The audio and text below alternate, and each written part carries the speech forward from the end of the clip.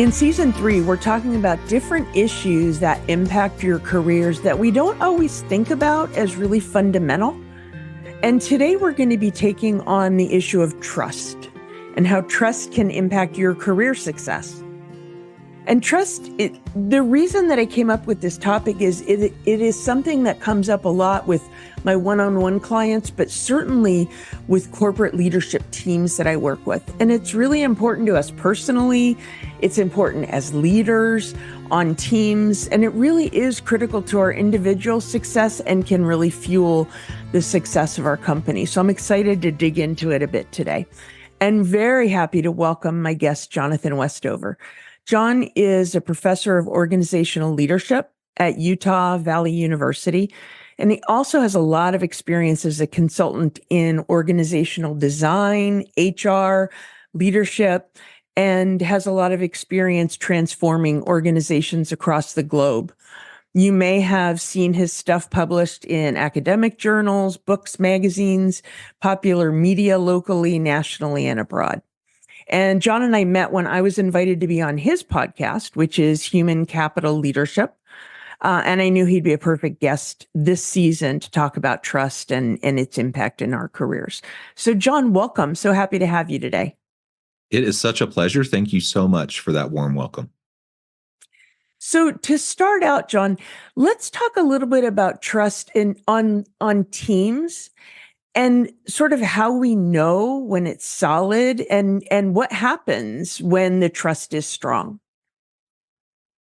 Yeah, I mean, to start, I think really just you've highlighted why trust is important. And I just want to reemphasize that everything we do in business, all the interpersonal relationships, all of the teamwork, all the collaboration, all of that is built on trust.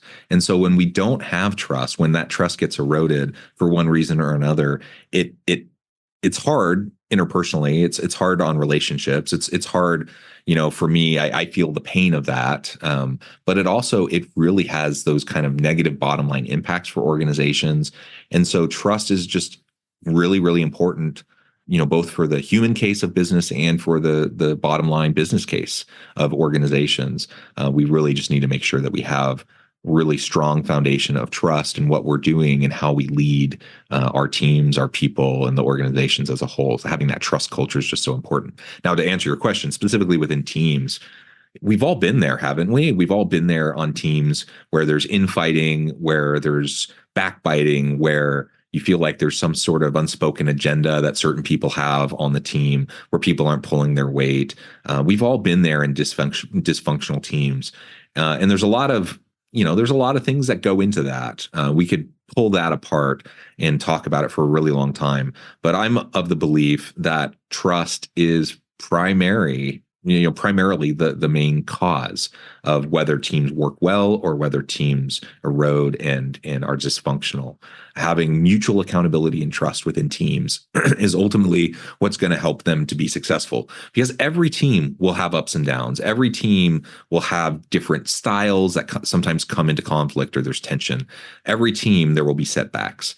I've never been a part of a team that's just always run perfectly, even when we're on the same page, we have the same vision, we buy into the purpose and what we're trying to accomplish. We have great people, all who are committed. Even when all of those things are in place, teams can still be hard at times. And that's because we have to do the work to have the trust. And when trust is eroded, when you start to doubt the people you're working closely with, it causes all sorts of negative thought patterns, negative behaviors, and that erodes the ability for the team to be successful. Does that kind of get at your question? It does. And you said so much in there that's important. And, a couple of things that come to mind are the fact that it's normal, it's expected for teams to go. It's a roller coaster. It comes and it goes a little bit, even on teams that are high functioning and have that trust. And I think that's important because then it sort of takes the blame away for when things get a little rocky.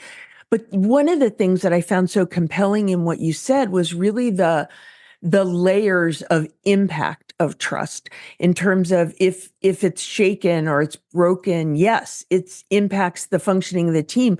But maybe first, it's hard on relationships and we have feelings about it. Like our Yeah. feelings may get hurt and we may need to deal with that first, sort of to deal with our own stuff before we come and deal with the team on it. Yeah, I'm thinking of an example recently. So, like you said, I'm a professor. I do several different things, on the side as well. But first and foremost, I'm a full-time professor at the university, and I had an interaction. Well, I should couch it within the broader context of over the years. I've been at this university now for about 16 years. So I've worked with a lot of different people.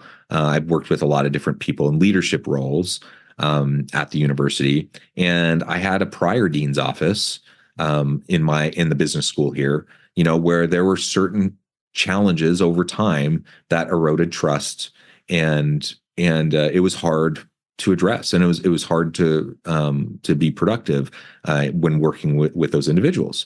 And it is what it is. Like, I'm not trying to throw shade at anybody. I'm just saying it got hard, and it got dysfunctional. Okay, so you fast forward now years later, I have a different set of people in the dean's office. Like, there's different leaders there. They have a different style. They have a different approach. They have a different past and a different track record, right? And I found that I have to be very aware of my own baggage around working with the dean's office, because I've had negative experiences in the past, but I shouldn't project those on to the current team in the dean's office. Because I haven't had those same negative experiences. I've sometimes, as humans, we do that. We project our life experience onto new situations, and sometimes unfairly. And so I found myself in a situation recently, this was several months ago, where something happened and my immediate kind of visceral reaction took me back to that place of how I'd interacted with the previous dean's team. And I got protective, and I got, there are all those coping mechanisms and defense mechanisms that go up for people when they find themselves in those types of situations. And because I responded that way, frankly, I was being unfair to the current leadership that I was working with, because they hadn't deserved that. But that was my response. And so you're right. It does start with us and how we're responding to certain stimuli around us, and I get to choose how I'm going to respond. Taking a step back, I can recognize what's happening there, and I can understand why I responded that way. But I also shouldn't let myself off the hook and just say, well, yeah, that was my natural emotional response to the situation. Those emotions are real, so on and so forth. That's all true, but it doesn't remove my responsibility as a good faith actor to recognize what's happening and to be a little bit more dispassionate when I'm approaching this new situation with a different set of leaders, and not allowing past negative experiences to unduly shape the current situation that doesn't warrant the type of reaction that I was having. Does that make sense? It makes a lot of sense. And I think it's important that you recognize that. Like I feel that way. If there's conflict, if there's some kind of friction, I really do try and look first to what has my behavior been, what have I brought to that. And sometimes it's hard to do, because I think a human reaction is, wait a minute, I'm right and they're wrong. So I love that you shared that example. And it strikes me as so true that yes, these, the baggage that you brought to it is so understandable. And yes, these people shouldn't pay the price for what happened. Other people did in the past, but sometimes that's what happens. It occurs to me that maybe even a more difficult aspect of that situation would be if it were the same people, but it's a different situation. Like, I think about how do we rebuild trust? And over time, people change. They may show us they're more worthy of trust, if you will. That sounds very judgmental, but no, but they've re-earned our trust, right? Yeah. So how do we do that? If trust is broken, how do we begin to rebuild it? We've probably all had that experience, and I'm going to give a very micro level kind of an example. Again, a very interpersonal type of an example. But a couple of years ago, there's someone that I'd worked with quite extensively. Like I think we were friends. I think we were good colleagues. I think we worked well together. We'd done a lot of good stuff together, and something happened. Like it didn't make sense in my mind. I think their perception was vastly different than my perception about how a certain incident took place, and frankly, I felt like they were not only wrong, but just um, like like not wrong from the sense of like kind of emotionally wrong or whatever, but like in the facts of the matter, like the foundational like understanding of what had taken place.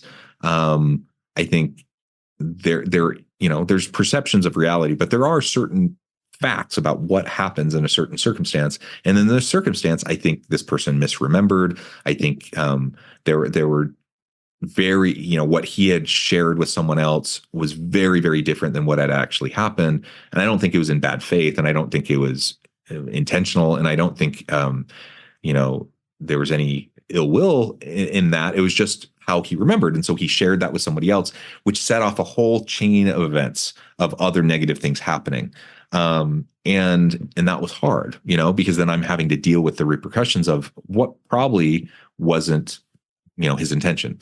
But yeah, when stuff like that happens, naturally it can start to erode some trust. And so, I there's a lot of ways I could have responded to that. But ultimately, I made the decision that I'm going to try to be mature. We're all mature adults here. Like, I'm going to try to be mature here. I'm going to try to seek out understanding of his perspective, try to understand why he said the same things that he said, and try to rebuild a bridge that had been burnt down. And I initially emailed, then set up a phone call, then set up a lunch, a series of interactions that I proactively sought after with the intent of like rebuilding interpersonal trust with this individual where it had been eroded. It was very intentional. It was very purposeful. I was very clear with him why I was doing this, because I wanted to continue to be friends and continue to be in a good collegial working relationship. I wanted to continue to collaborate effectively, etc. And lo and behold, it worked. Like we did. Like we were able to talk through it. We were able to understand each other. We were able to understand not only perceptions of how things went down, but also I was able to help him realize like there were like some important factual errors in what he had said that had a really negative impact, and he was able to realize that and acknowledge it, and ultimately we were able to apologize to each other. We were able to move forward, and we were able to set ego aside, and we were able to just be person to person and deal with it in a way that we could rebuild some trust, and it worked, and we've been great ever since. And so oftentimes we find ourselves in situations like that, I think, and our human brain, our reptilian brain is, fight or flight. We put up resistance. We want to distance ourselves from the discomfort. And a lot of times it's eroded and you just let it go. And you're like, I guess I'm not going to work with that guy anymore. I guess we're not friends anymore, or whatever. Like, I think that's how we often respond to those situations. And sometimes, depending on the circumstance, I get it. Maybe that's the healthy way to approach it. But, I felt like this was something worth salvaging. This is something worth saving. And I knew it would take work. I knew I had to put the effort in, but it was worth it. And it worked, and we resolved it, and we were able to move forward in a productive manner. So, for anyone listening, ask yourself, how often do those types of situations happen with you, whether it's with a partner or spouse, a loved one, whether it's with someone at work, someone in leadership that you have a difference of opinion with, whatever. Like, there's lots of ways and lots of reasons trust can get eroded. We do get to choose how we respond to that, though. And do we want to be the person who's trying to build trust and bridges of trust, or are we the one that's going to either set them on fire, or once they start to burn down, we're going to like take a bulldozer to it to finish the job, right? Yeah, it's very visual. Thank you for sharing that example, because I think it's really helpful. And there was, there's so much depth to it. It it occurs to me that communication is at the key to this, and you you explained the process that you went through. It's hard to settle this. This is a problem that happens between people, and it's hard to settle it on your own. Like, we create these stories in our minds about what happened and what was their intention and what was the truth and all of this.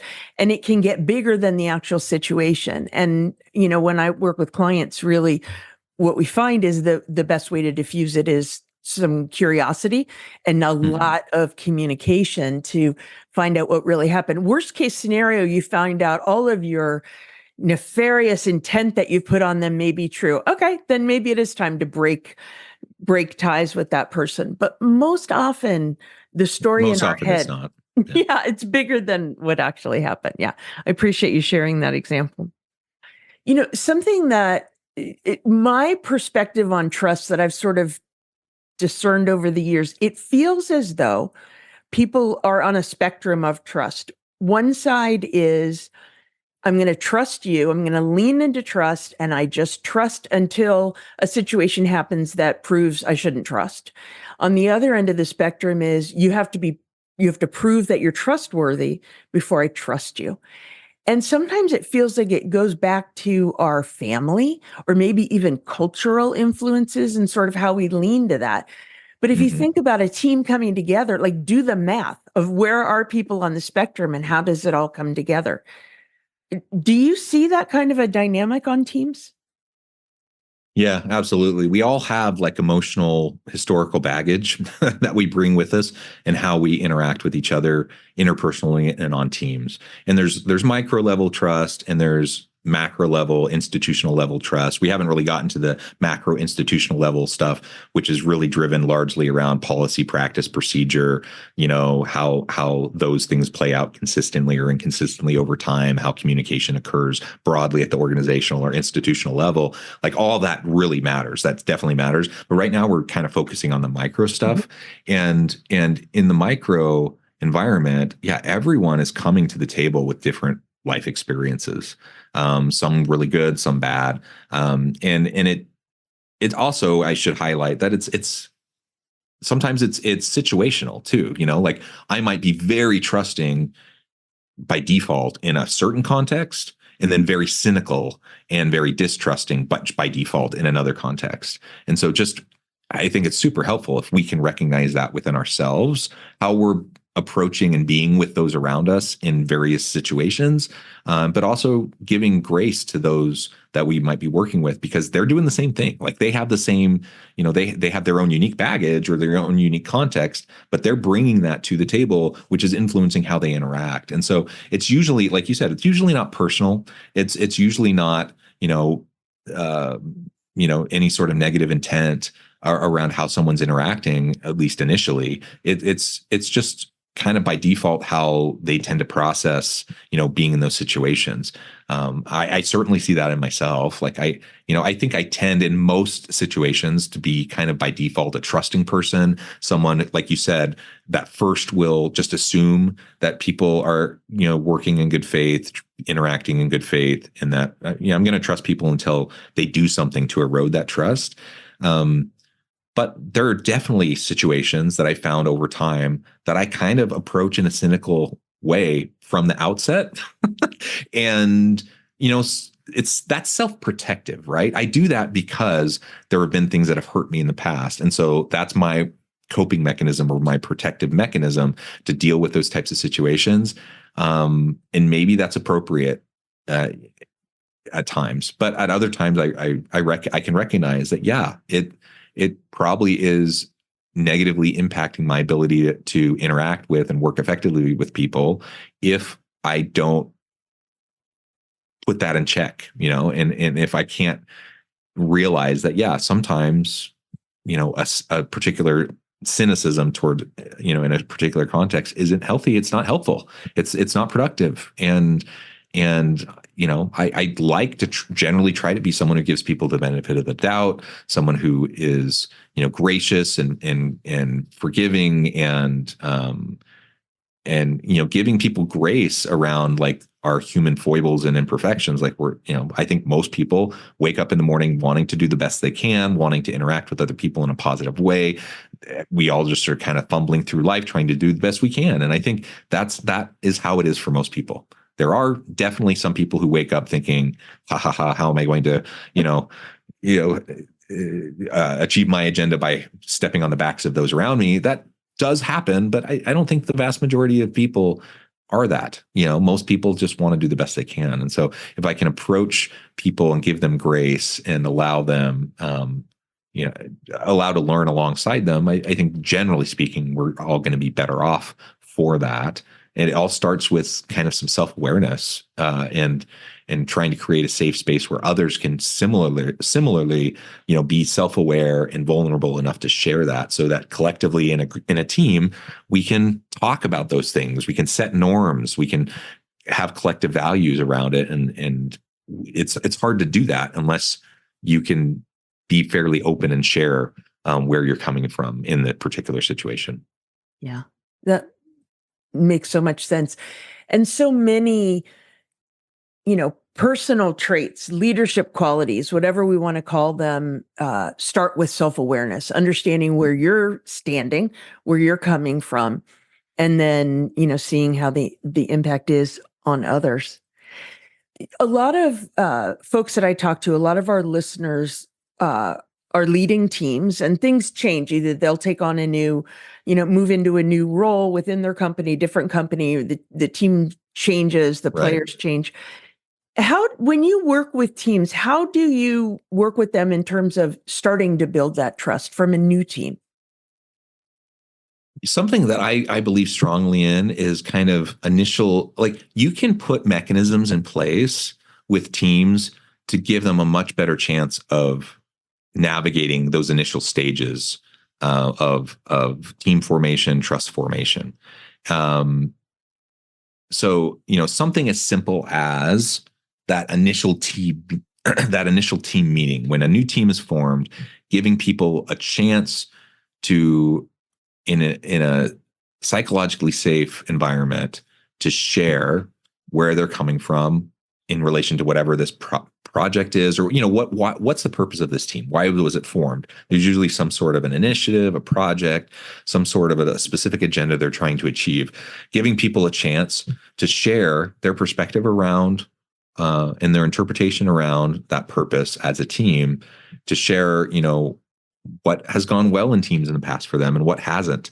What types of norms do they like to see in teams? What types of expectations do they have for team members? And just formalizing that process of norm building, I think is really important. And if you formalize the process, then it becomes really safe, because you're expecting everyone to share and you're expecting everyone to have their own unique and distinct kind of take on it. And you invite an open dialogue around forming this new team culture, this new team norm, set of norms and expectations. Most often, that's not what happens. Most often, teams get their marching orders to do whatever they're asked to do, and then they just start launching in. And then inevitably, you have different styles, you have different perspectives, you have, different histories and track records. All of that is definitely contributing to the dynamics that are at play, and oftentimes it ends up being not particularly functional or healthy. And nobody's taken the time to just address it. So I've seen many times where individuals who in any other context I could see as being, having a really hard time working together, being fairly dysfunctional. I could see there being lots of tension between these people. But because we're able to set it up in such a way where they can have those initial team meetings, set those expectations, lay out the norms, understand how they're going to hold each other mutually accountable, that starts to create the mechanisms for trust building. Trust can build organically over time. That certainly can happen.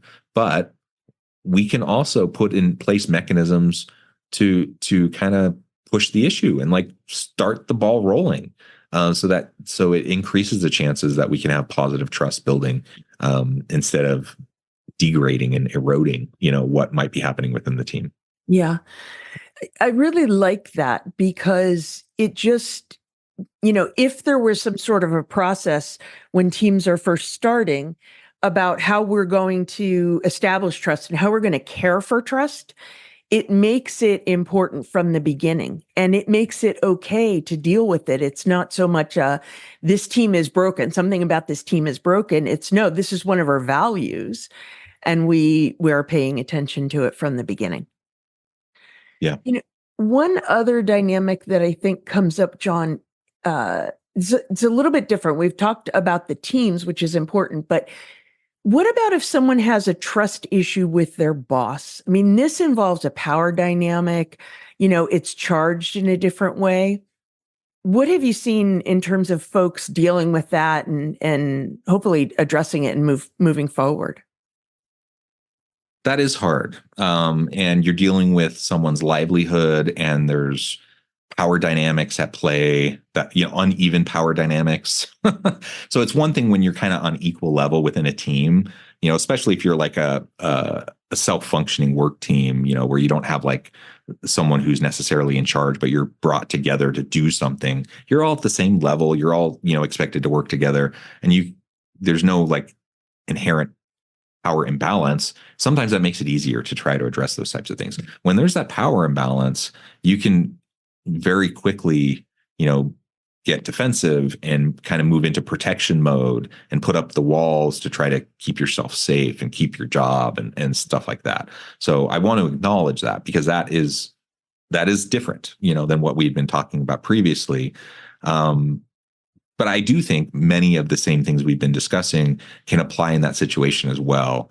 I'm a big believer in open communication and dialogue, like being proactive. Especially when we're talking about interpersonal trust and interpersonal relationships, like letting things fester is almost never a good idea. Like if there's an issue that arises, address it head on. And maybe someone that you're scared of, that power dynamic is such that you're not sure how it's going to go.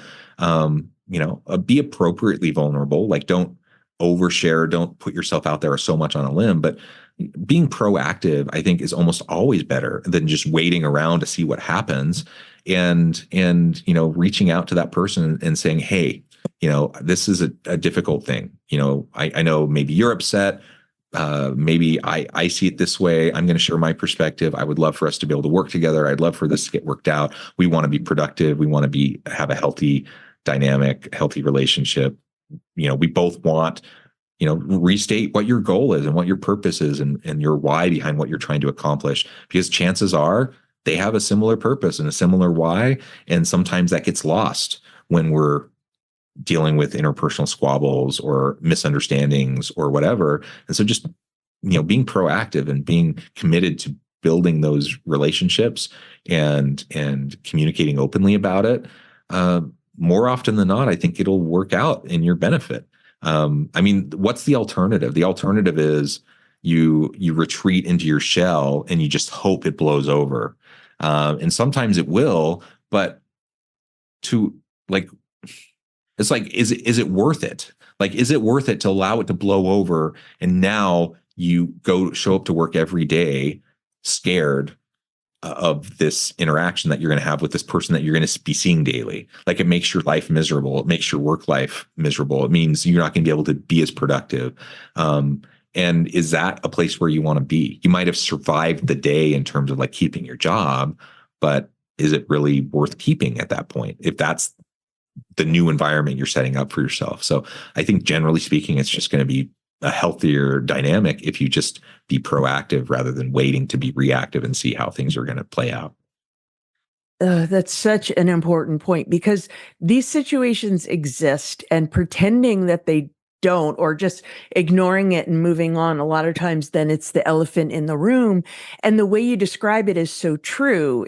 It holds us back. It blocks our energy from being able to bring our best to our work and think clearly and be creative in all the things that we want to do as leaders. So I think what you're saying is so important. Oh, I really appreciate what you've shared. I mean, the points that you've made around the need for self-awareness, and you didn't use these words, but I think of it as being courageous in terms of taking on the hard things, because They won't disappear unless you do. They exist between people. They need to be taken on between people. And it will allow you to move forward. Even in the worst case, when it's not resolved, you will know you've done what you can, and hopefully it could free up your energy to move forward. So, Absolutely. John, thank you so much. Where can our listeners find you so that they can hear more of what you have to say? Yeah, I mean, you can search for me on LinkedIn or Google. There's not a lot of Jonathan Westovers out there, so I'll probably pop right up. You can find me at my website, innovativehumancapital.com, where you can see, all the consulting stuff that I do, the coaching, the consulting, stuff like the podcast, all of that's there. Certainly on LinkedIn. I'm very active on LinkedIn, so feel free to reach out, connect with me, message me. All of that would be very much welcome. Great. And I'll make sure those links are in the show notes. Thanks. Perfect. Thanks so much for listening to Fulfilling Career, Happy Life. If you enjoy the show, please subscribe, follow, rate, and review. Do all the things to show your support for this podcast. It helps other professionals who want to feel more energized about their work again find us. And if you want to take this thinking further, please follow me on LinkedIn, where I share content on a regular basis. You can also get on my email list by downloading the Career Satisfaction Assessment or through my website. All these links are in the show notes. Thanks again for tuning in. I truly appreciate that you make the time for yourself to listen to the show. See you next week.